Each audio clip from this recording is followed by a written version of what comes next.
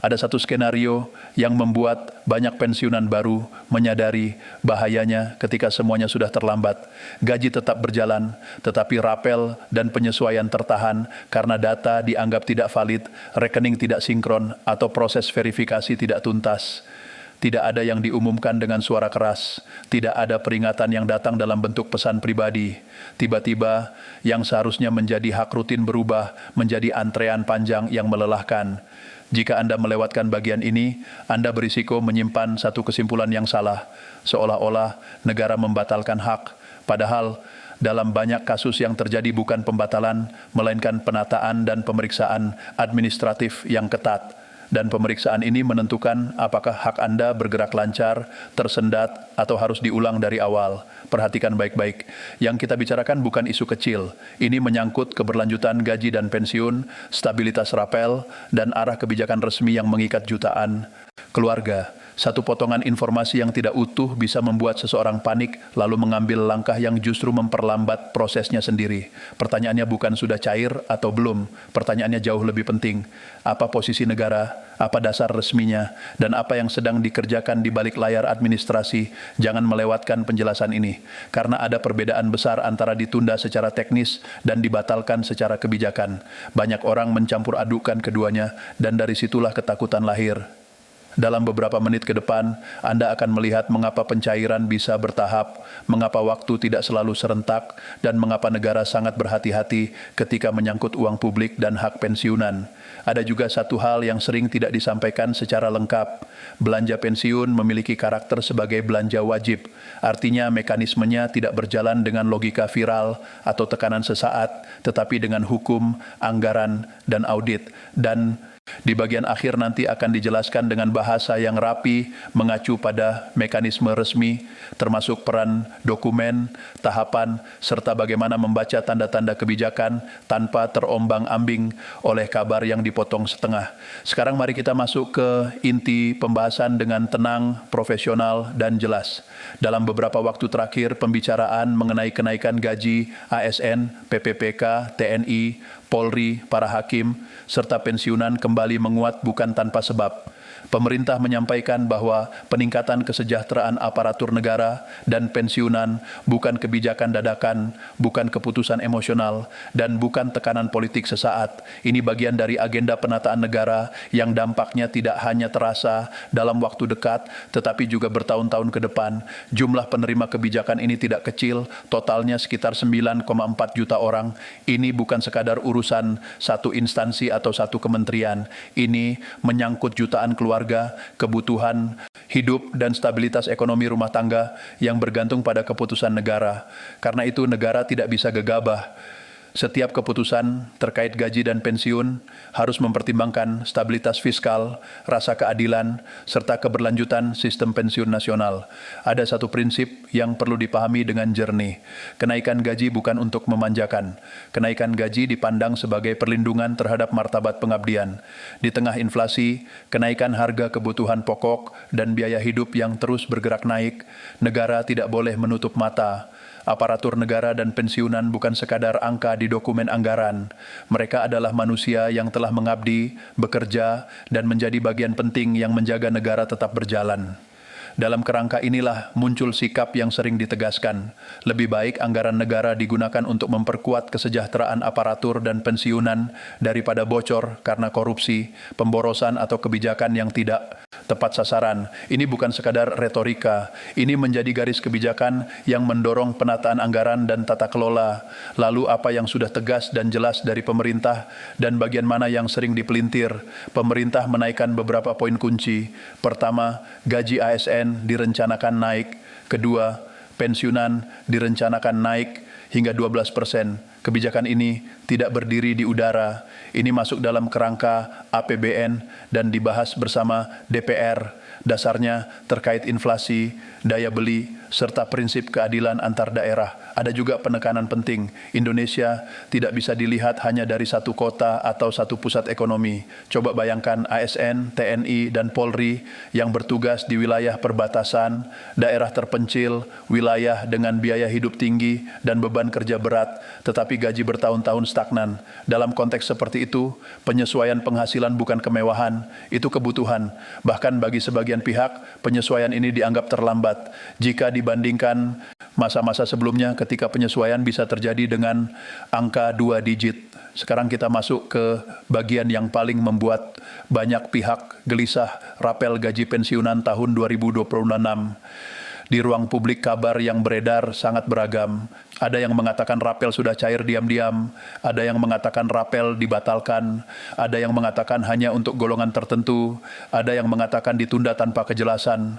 Masalahnya sebagian besar kabar itu beredar tanpa konteks, tanpa penjelasan utuh, dan akhirnya memunculkan kekhawatiran yang tidak perlu. Di sini kita perlu kembali kepada cara kerja negara.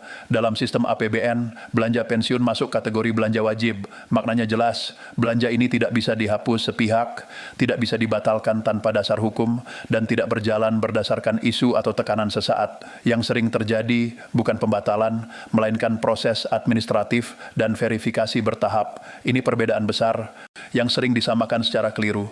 Proses bertahap biasanya membuat orang bertanya dengan nada yang sangat manusiawi. Mengapa tidak cair serentak? Mengapa tetangga sudah cair? Rekening saya belum. Mengapa teman satu angkatan sudah menerima? Saya masih menunggu. Jawabannya sederhana, tetapi penting. Jumlah pensiunan di Indonesia mencapai jutaan orang dan datanya tersebar pada PT Taspen dan PT Asabri. Setiap rupiah yang dicairkan harus tepat orang, tepat jumlah, dan tepat rekening. Satu kesalahan bisa menjadi masalah serius. Temuan audit, persoalan administrasi, bahkan potensi masalah hukum. Karena itu, pencairan dilakukan bertahap, bukan karena negara ragu atau kehabisan uang, tetapi karena negara harus berhati-hati. Dalam naskah ini, seluruh penanda waktu, fase, target, dan rujukan jadwal distandarkan menjadi satu tanggal yang sama, yaitu 20 FEB 2026. Jadi bila ada keterangan tentang awal fase atau patokan proses, acuannya dibaca sebagai 20 FEB 2026, ditetapkan sebagai awal fase pencairan. Perhatikan frasanya, awal fase bukan tanggal cair massal serentak. Perbedaan ini sangat besar, tetapi sering dihilangkan oleh konten yang mengejar sensasi. Ada hal lain yang juga penting dan jarang dibahas secara jujur. Dana pensiun ASN, TNI, dan Polri bukan semata-mata beban APBN. Setiap bulan gaji aparatur dipotong untuk iuran pensiun. Artinya dana ini adalah dana amanah yang harus dikelola dengan hati-hati. Karena itu, DPR menyoroti pentingnya transparansi, akuntabilitas, serta pengawasan terhadap pengelolaan Taspen dan Asabri. Pembahasan ini berjalan bukan untuk menghilangkan hak, melainkan untuk mengamankan dana agar lebih sehat dan produktif dalam jangka panjang. Rapel bukan hadiah, bukan belas kasihan, dan bukan janji kosong. Rapel adalah hak. Jika belum masuk ke rekening, itu tidak otomatis berarti hilang. Jika orang lain sudah cair lebih dahulu, itu tidak otomatis berarti pilih kasih. Itu urutan sistem. Yang paling penting untuk dipegang adalah 3 hal. Anggaran ada, dasar hukum ada, proses berjalan, dan negara tidak lari. Negara tidak sedang mempermainkan pensiunan. Negara sedang menata agar sistem ini kuat untuk jangka panjang. Sekarang setelah kita memahami kerangka besar, kita masuk ke pertanyaan yang lebih teknis dan lebih dekat kehidupan sehari-hari.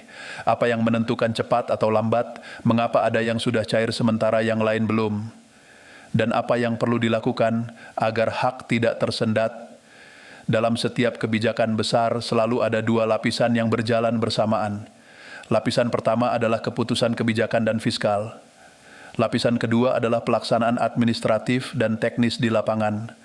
Banyak orang hanya mendengar lapisan pertama, tetapi lupa bahwa lapisan kedua inilah yang menentukan kapan uang benar-benar masuk rekening. Ketika pemerintah dan DPR menyepakati kenaikan gaji dan pensiun termasuk rapel, itu berarti pintu kebijakan terbuka. Namun setelah pintu terbuka, masih ada lorong panjang sebelum sampai ke rekening masing-masing penerima. Lorong ini terdiri dari pemeriksaan data, sinkronisasi sistem, penetapan besaran selisih, hingga validasi rekening. Mengapa tidak bisa satu hari langsung selesai semua? Karena sistem pensiun tidak berdiri di satu meja. Data pensiunan tersebar di berbagai wilayah, berbagai riwayat kerja, berbagai status keluarga. Ada data yang lengkap dan bersih, ada yang perlu verifikasi ulang, Ada rekening yang aktif dan valid, ada yang harus diperbarui. Satu kesalahan kecil saja bisa menahan proses, misalnya perbedaan satu huruf dalam nama, rekening yang sudah tidak aktif, perubahan status ahli waris yang belum tercatat, atau data lama yang belum sinkron dengan sistem yang dipakai sekarang. Ini bukan karangan, ini realitas teknis yang sering terjadi di sistem pembayaran besar. Di sini peran PT Taspen dan PT Asabri menjadi sangat krusial. Mereka bukan sekadar lembaga pembayaran, melainkan penjaga akurasi data, penjaga legalitas, dan penjaga pertanggungjawaban. Setiap pencairan harus bisa dipertanggungjawabkan secara hukum, keuangan, dan audit negara. Bukan hanya untuk saat ini, tetapi juga dalam pemeriksaan di masa depan. Karena itulah pencairan bertahap dipilih bukan untuk memperlambat, tetapi untuk mengamankan hak agar tidak menimbulkan masalah di kemudian hari. Pertanyaan yang sering muncul dengan emosi adalah, kalau memang hak, mengapa tidak dipercepat saja? Mempercepat tanpa verifikasi sama saja membuka pintu risiko. Negara pernah belajar dari pengalaman masa lalu ketika pembayaran tergesa-gesa memunculkan kesalahan dan temuan. Karena itu, negara cenderung memilih jalur yang lebih lambat, tetapi aman daripada cepat, tetapi berpotensi menimbulkan masalah. Sekarang siapa yang biasanya cair lebih dulu dan mengapa? Pada umumnya, pencairan tahap awal dilakukan untuk data yang paling sederhana dan paling lengkap, misalnya pensiunan dengan status tunggal, tanpa perubahan ahli waris, tanpa riwayat pindah instansi yang rumit, dan dengan rekening aktif yang sudah lama terverifikasi. Ini bukan keistimewaan, ini teknis. Pensiunan dengan riwayat yang lebih kompleks tetap akan cair, tetapi membutuhkan waktu verifikasi tambahan. Karena itulah timbul kesan tidak adil, padahal yang berjalan adalah urutan kerja sistem, bukan diskriminasi. Perlu ditegaskan lagi, rapel bukan dana baru yang tiba-tiba dicari-cari. Rapel adalah selisih hak yang dihitung berdasarkan kebijakan kenaikan. Anggaran dialokasikan, lalu selisih itu dipastikan sampai kepada orang yang tepat dengan jumlah yang tepat. Lalu bagaimana dengan isu pembatalan yang ramai? Tidak ada pernyataan resmi pemerintah yang menyebut rapel dibatalkan. Yang ada adalah penjelasan mengenai penyesuaian waktu, mekanisme, dan verifikasi. Di sini publik harus membedakan antara ditunda secara teknis dan dibatalkan secara kebijakan. Ditunda berarti tetap berjalan, dibatalkan berarti dihentikan. Yang digambarkan dalam naskah ini adalah yang pertama, bukan yang kedua. Selanjutnya ada isu yang lebih besar dan jarang dibahas. Keberlanjutan sistem pensiun. Pemerintah tidak hanya berpikir 1 tahun, pemerintah berpikir tentang ketahanan sistem untuk tahun-tahun berikutnya. Sistem pensiun yang kuat tidak dibangun dengan keputusan emosional. Harus ada keseimbangan antara memenuhi hak hari ini dan menjaga kemampuan bayar di masa depan. Karena itu, tata kelola dana pensiun dan peran lembaga pengelola menjadi pembahasan penting. Bukan untuk mengurangi, tetapi memastikan dana tidak disalahgunakan, tidak jebol, dan tidak habis sebelum waktunya. Ketika negara membenahi sistem, sebagian orang mengira negara sedang mencari alasan untuk menunda. Padahal logika yang lebih tepat justru sebaliknya. Negara berusaha mengamankan agar hak ini tidak hanya cair sekali, tetapi terjamin terus-menerus. Lalu apa yang bisa dilakukan oleh para penerima agar proses tidak tersendat? Pertama, pastikan data pribadi valid dan terbaru. Nama, nomor rekening, status keluarga, dan dokumen pendukung harus sesuai. Jika ada perubahan, laporkan melalui kanal resmi Taspen atau Asabri. Kedua, jangan terpancing informasi yang tidak jelas sumbernya. Hindari mengambil kesimpulan dari potongan kabar yang tidak utuh. Ketiga, pahami bahwa proses bertahap bukan tanda bahaya. Justru itu tanda sistem bekerja. Menunggu hak yang menyangkut kebutuhan hidup memang tidak ringan, tetapi rasa gelisah akan semakin berat jika dipupuk oleh informasi yang dipotong setengah.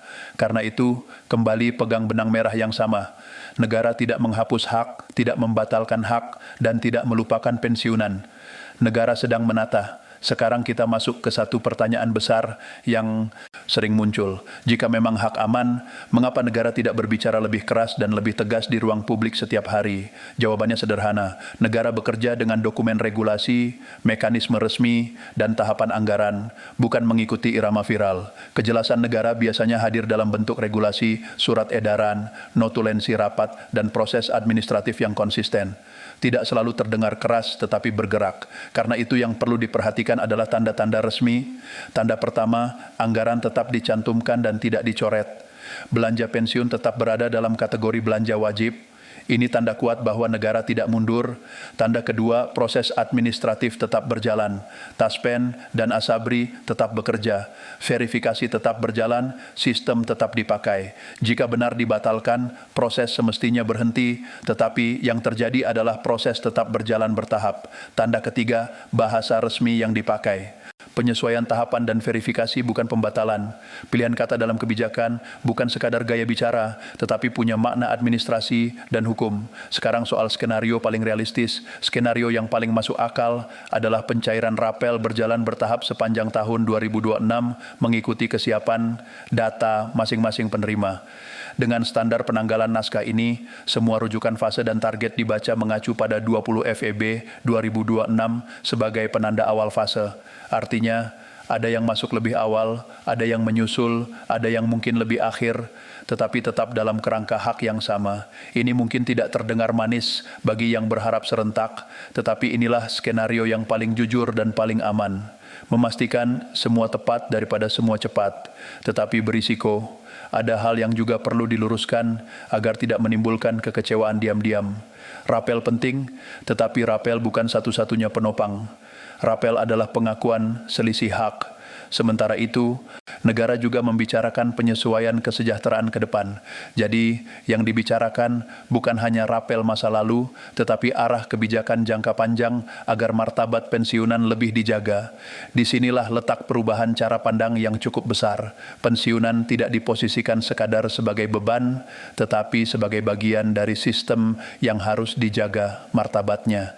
Namun, perubahan paradigma selalu disertai proses transisi, dan transisi sering terasa tidak nyaman, ada yang sabar, ada yang resah.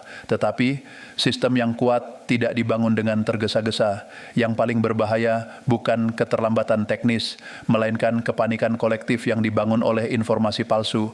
Kepanikan membuat orang salah langkah membuat hak justru tersendat. Ada yang bolak-balik datang dengan emosi, padahal yang dibutuhkan hanya pembaruan data. Ada yang menutup rekening lama tanpa koordinasi, padahal rekening itu masih tercatat. Ada yang percaya kabar, dibatalkan lalu menyerah sebelum waktunya. Semua itu bukan karena hak hilang, tetapi karena informasi yang salah. Karena itu, perlu ditegaskan secara tenang dan tegas. Negara tidak sedang bermain-main dengan pensiunan. Negara sedang memperbaiki fondasi agar sistem ini tidak rapuh di masa depan.